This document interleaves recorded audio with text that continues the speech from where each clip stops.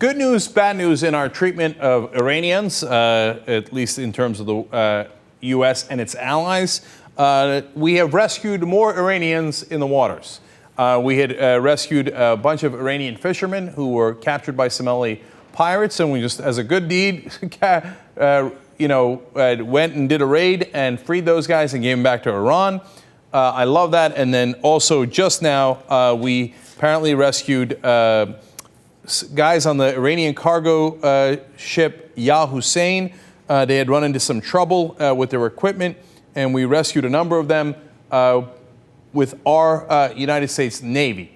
Very proud that we've done that. Look, one of the things that made America great is that we're not like the other guys. If North Korea captures our soldiers in their waters, well, not even in their waters, but anywhere, in international waters, it doesn't matter, they'd be in a lot of trouble. And same might be true of Iran. When we capture their guys, we are actually rescuing them. We're not at war or anything like that, and we're giving it back. You might think it's a perfectly normal thing to do, but look, not a lot of countries have done it in the past, and so I'm proud of those guys. And in fact, the Iranian fisherman, Fazl Rahman, said, quote, "It is like you were sent by God."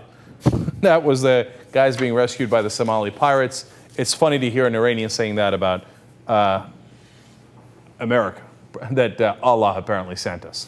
Now, on the other hand, as we're doing that, conveniently, Iranian scientists are winding up dead.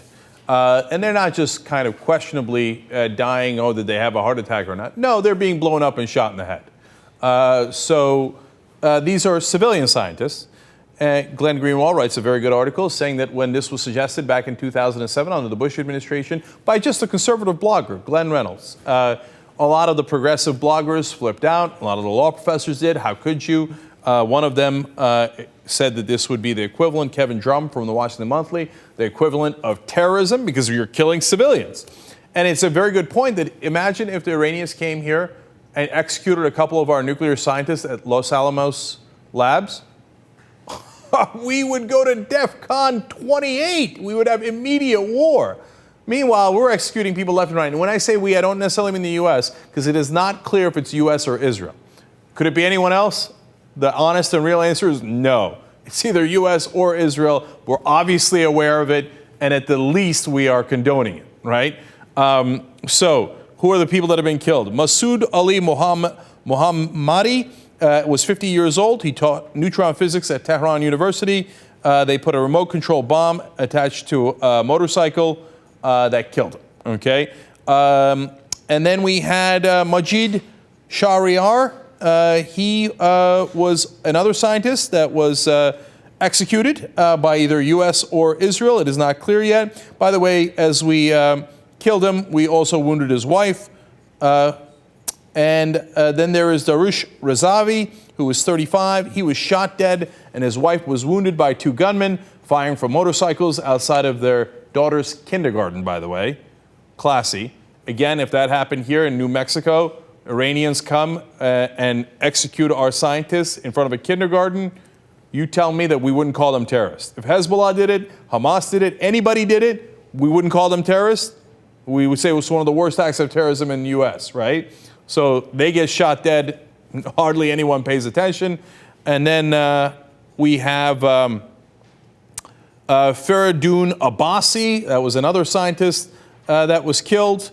And just recently, just now, 32-year-old university professor Mustafa Ahmadi Roshan was killed while somebody riding a motorcycle, attached a magnetic bomb to his car, then detonated it and killed him.